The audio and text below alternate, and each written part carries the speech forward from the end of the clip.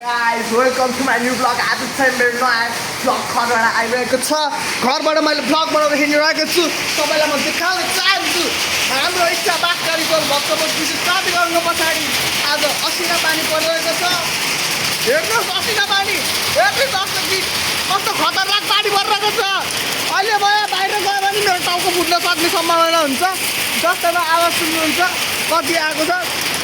पछाडि म तपाईलाई समातेर देखाउँछु। समात्न अलिक गाह्रो छ गाइज।